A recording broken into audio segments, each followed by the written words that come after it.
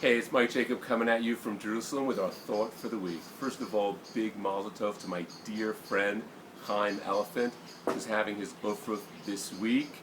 Him and his new college will be zeichet to build a bayis now in Yisrael. Shabbos Chazon is upon us, and we'll go up one notch in terms of getting in the mood and getting ready for Tisha B'Av. And Tisha B'Av is a time that we all know is a time to cry. But you know what? Sometimes we don't really understand, what does it mean to cry? What are we crying for? If we look at the source of Tisha B'Av was when the Meraglim, the spies, came back from spying out the land of Israel, and everyone was crying. They were crying. They wanted to go back to Egypt. They weren't happy with going to the land of Israel. What was this crying?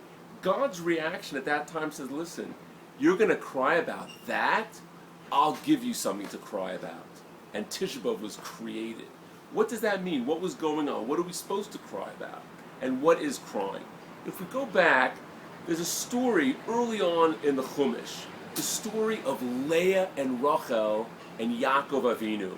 Yaakov escapes Esav and ends up in Haran by the house of Lavan. And we know Lavan has two daughters. One is Leah and one is Rachel. The Torah says about Rachel, she was beautiful, she was destined for Yaakov Avinu. But Leah, what does it say about Leah? It says Leah was crying. So if you look at Rashi, Rashi tells us there that why was Leah crying? Because everyone knew that Yitzchak, Rivka, had two sons, Yaakov and Esav. And Lavan had two daughters, Rachel and Leah. So it made sense that Yaakov would go for Rachel and Leah would go for Esav. And because of that, she cried. So the question is, was she really destined for Esav? And you know what? The answer is she really was destined for Esav. But what did she do? She cried. What does it mean that she cried? She had, her inner core was hit by this reality. Her inner core was shaken by that reality. And she didn't want that. And she wanted better for herself. She wanted a different reality. She did not want the reality of Esav. That was not what she wanted. And she wanted the reality of Yaakov. And that hit her inner core. And she wanted different for herself. She cried.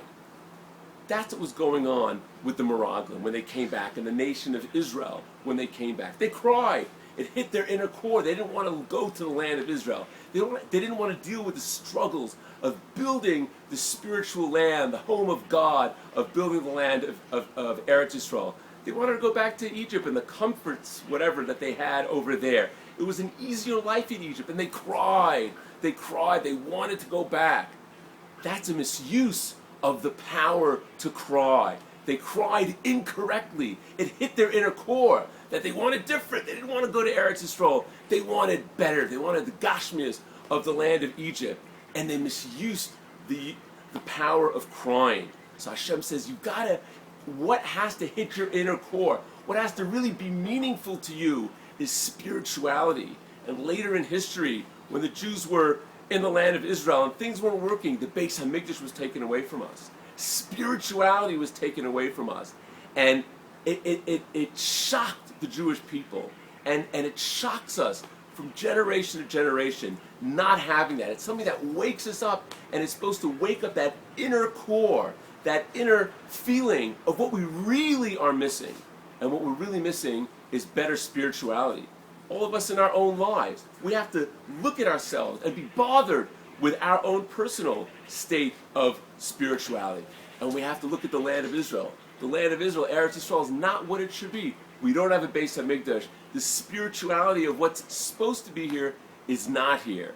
And as the Gemara tells us, as the Talmud tells us, those who are zocheh to cry for the destruction of the temple will be zocheh to see in the rebuilding of the temple. It has to bother us. That's something that should bother us. And not all the other, nonsense, so to speak, in life that bothers us. I don't have this, I don't have this car, I'm short on cash, whatever it is.